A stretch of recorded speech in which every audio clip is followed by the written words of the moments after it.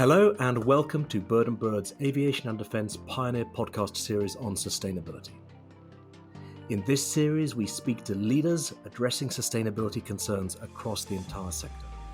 My name is Paul Briggs, a consultant in our Aviation and Defence Group in London. In today's episode, I'm delighted to be joined by Anna Stukas, Vice President of Business Development at Carbon Engineering, for what will no doubt be another fascinating discussion. Carbon engineering is leading the commercialization of direct air capture technology that captures carbon dioxide directly from the atmosphere, which can be stored underground to deliver permanent carbon removal, or used to produce clean, affordable transportation fuels like sustainable aviation fuels. Anna, welcome. Great to have you on. Listen, before we start talking about the business, I'd just like to ask you on a personal level, just tell me a little bit about yourself and how come you have got involved in sustainability. Is this something that's been a great passion all your life, or is this a new development as it's hit the headlines?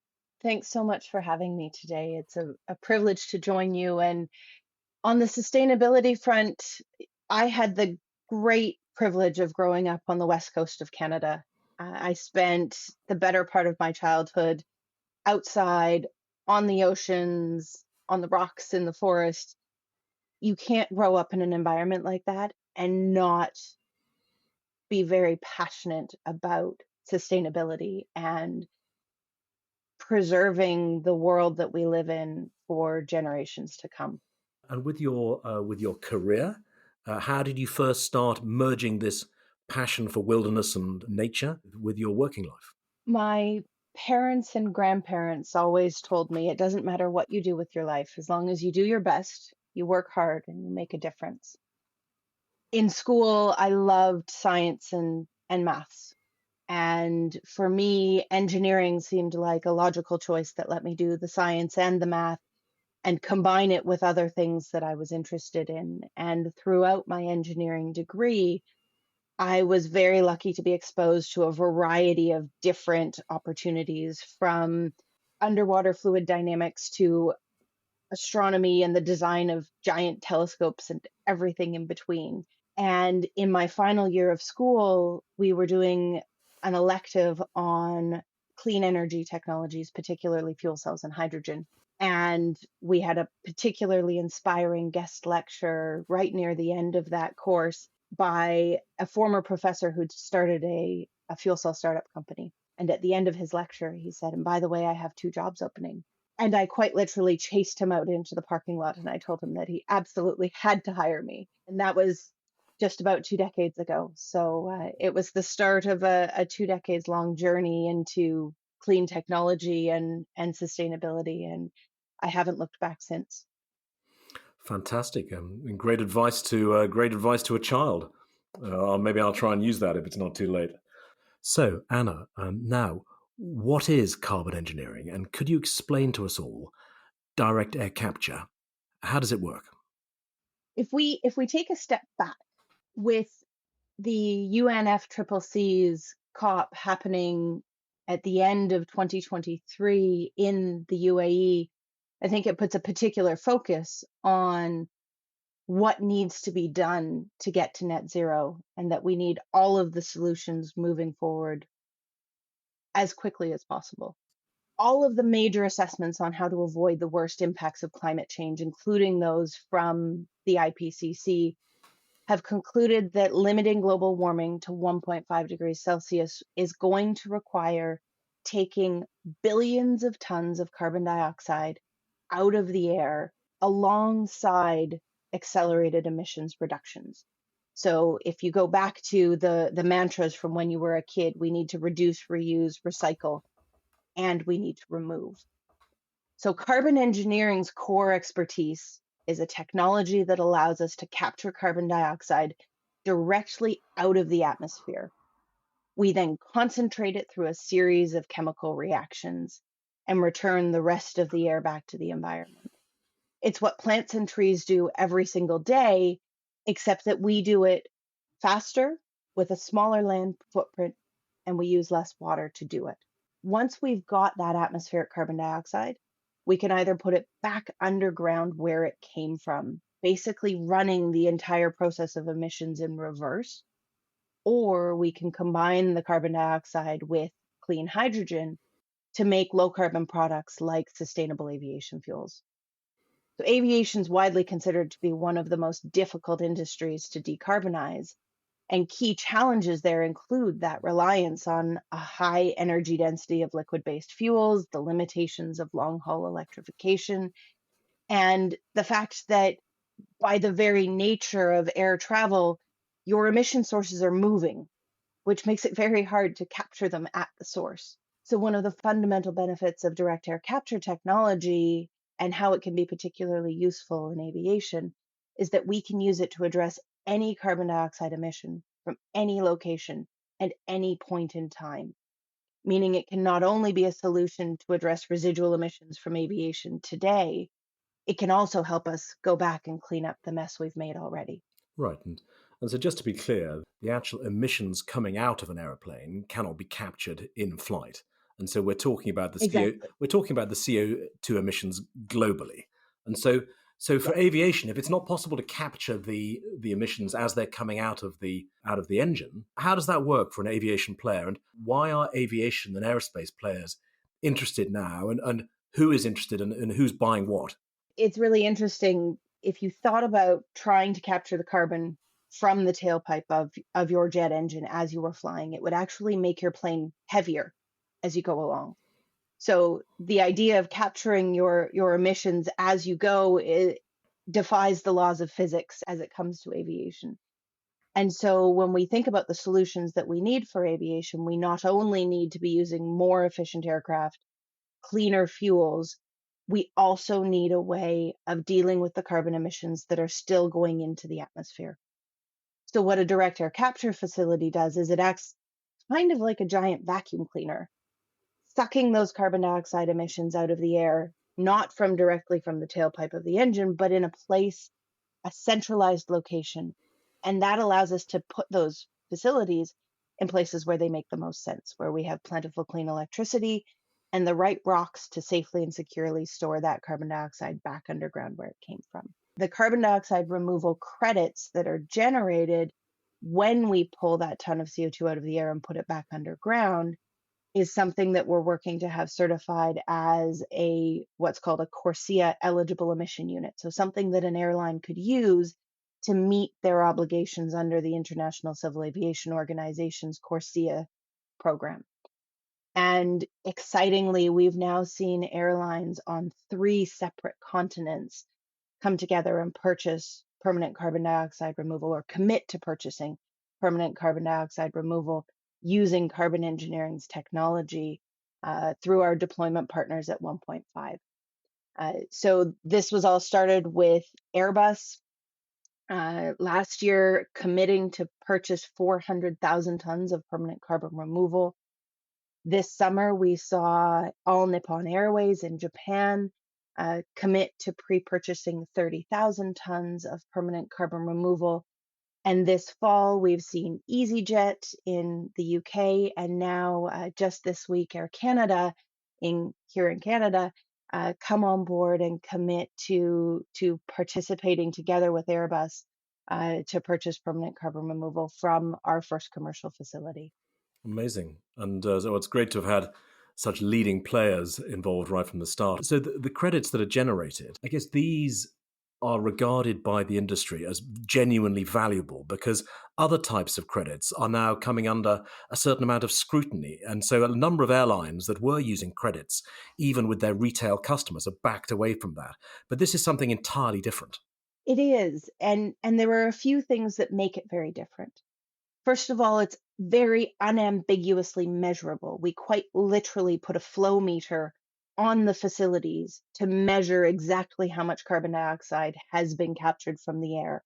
And then we can measure exactly how much carbon dioxide is going back underground. It's really important with carbon capture, with any type of credit, that we're talking about the net emissions that have been removed. So we're deducting any life cycle emissions that are associated with the process, a full cradle to grave life cycle analysis. The second thing, aside from that measurability, the verifiability, that gives you that high confidence is that we're not avoiding an emission somewhere else. We're quite literally removing the emission directly from the air and putting it back where it came from, running that process in reverse. And the final piece is that when we put the carbon dioxide back underground where it came from, we're storing it on geologic timescales. So that very long-term durability, the thousands and thousands of years, is what's necessary to counteract the global warming effect of CO2 in the atmosphere. Can I just, I'm asking now some of the more difficult questions here. Is there a risk that the existence of this technology means that certain polluters mean, well, we can just go on polluting. We don't need to worry about how many percentages of temperature we're increasing because somebody can go and remove our carbon later? We are well past the point in time where we can continue business as usual and not change our behavior. This isn't a get out of jail free card. It is always going to be more efficient and more cost effective to avoid an emission in the first place. So we need every single efficiency measure, every single better aeroplane that we can manage. The place where carbon removal plays a critical role is in counterbalancing all of the residual emissions that are left over, even after we've done our best. Because residual emissions are such a critical piece, the International Air Transport Association's net zero roadmaps forecast that we will need at least 500 million tons of carbon removal by 2050 to deal with those residual emissions. We simply can't do all the reductions first and then do the removals later. We need to scale everything up in parallel. And okay, and so you may have already answered my question, but another difficult topic for the sector is the accusations of greenwashing. So we've been working with airlines in Europe coming under attack for the advertising they've been making when they try and tell people about the advances they're making. So how do you counter an attack, either directly against you or some of your customers, that this is all part of greenwashing? One of the things that I think is really special about the customers that have come on board and chosen to commit to permanent carbon removal using our solutions is that every single one of them aren't doing this as a token. They aren't doing this as a one-off. Every single one of them have a comprehensive plan to get to net zero and view this as a critical piece of it. They're not just saying, well, we're going to put some money over here and cover this up. They're saying, we've been really thoughtful about how we're doing this. This is how much we can reduce our emissions by going to better aircraft and efficiency. This is what we think we can do in terms of cleaner fuels. And this is what's going to be left over. And we recognize that we need to take action today to deal with what will be left over in 2050 in net zero. Brilliant. I mean, you've given very persuasive answers. So we're coming towards the end now. I've got some concluding questions. So moving to net zero 2050 in the aviation and aerospace business, I mean, is it anywhere possible? And actually, what role are you going to play in that? I think that hope is an incredibly powerful tool. And I think without hope, it's very easy to say, well, we're never going to make it, so let's just throw up our hands and give up now. Tools like direct air capture can give us that hope because these are scalable, verifiable, high integrity tools that are being deployed today that can give us the power to take ownership of that path to net zero. And Okay. DAC or direct air capture, it's a really interesting tool because not only can we invest in DAC today to create carbon removal that will help deal with those residual emissions, as we scale direct air capture for permanent carbon removal, we're also critically scaling a key future feedstock for sustainable aviation fuel, because in the future, we can take atmospheric carbon dioxide, combine it with clean hydrogen, and make sustainable aviation fuel to help reduce the emissions of aviation as well. So I absolutely believe that net zero is possible. and that it's something that we need all of the tools in the toolbox to work toward. Fantastic. Well done, you. So to get there, I think you're describing the role that you're playing. Who else do you need to do what in order for the industry to get to net zero 2050? Who would you like to encourage to do more of something? Everyone. All right. We need more airlines to join leaders like Airbus and ANA and Air Canada and EasyJet in committing to purchase carbon removal, because that committed offtake is critical for us as a technology and project developer to be able to press go on developing more projects. We need governments to step up with smart, performance-based policies that allow both the carrots and the sticks to progress in lockstep. There's no point in creating a bunch of mandates if there aren't technological solutions available to fit them. So we need those two things to come together. We need to see financing entities come forward and be willing to help finance these early projects. And we've been very lucky, together with our partners at 1.5, that BlackRock has recently come in and committed to help with the financing of our commercial projects. We need more of that. And as a final piece, I think that governments not only have a role to play in terms of setting the policies and the regulations and the incentives that are going to unlock these technologies and mandate the demand. I think governments can also play a leadership role in themselves committing to purchase permanent carbon removal to address their own residual emissions from aviation. Brilliant. I totally get it. Okay, so just to wrap up now, there's a question about the level playing field, tax incentives in the States, regulations in Europe. How do we create a level playing field across the whole industry? This is a great question, and it really highlights the roles that organizations like the International Civil Aviation have to play in creating truly international regulations and expectations. There was a lot of talk at the recent ICAO conference on aviation and alternative fuels about a principle of no country left behind, where everyone has a role to play in net zero. But to throw a little controversy in it, I might also suggest that we consider the playing field doesn't have to be totally equal everywhere for us to make real progress. We don't want perfect to be the enemy of good enough. What we need are emerging frameworks that ensure that we don't have carbon leakage, that you can't just avoid the regulations in one location by hopping over to an airport half an hour away. And we need to recognize that it isn't a one size fits all policy. We might need a different set of tools in a developing country than we do in a developed country. Right. It doesn't have to be everybody moving at the same speed globally. I get that. And I think when we engage with policymakers, we think it's really important to advocate for policies that are performance based. Innovation is always going to outpace the speed at which we can modify regulations. And we need to embody principles like starting low and going slow. If you throw a frog into boiling water, they're going to hop right back out again. This is starting in cold water and very slowly increasing the temperature that leaves room and flexibility to innovate over time. We need to recognize the need for high integrity solutions today. And again, we need that complementary policies that drive.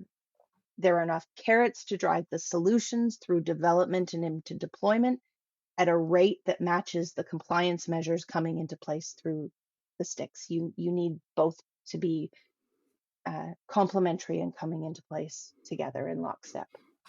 So, Anna, this is the wrap up, and you get an opportunity to ask a question of the next speaker who will follow.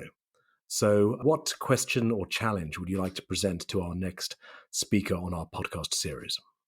I love this.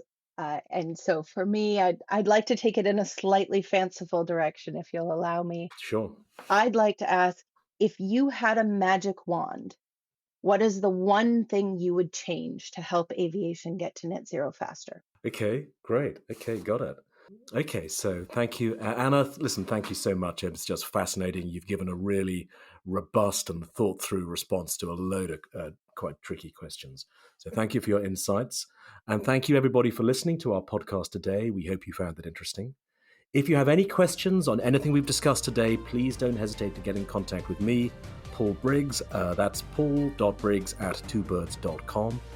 Or you can find my details on the Bird and Bird website. Please look out for the latest episodes in our Pioneer podcast series on sustainability. They'll be on all good podcast platforms and on our website. So, Anna, everybody, thank you very much indeed. Thank you so much, Paul.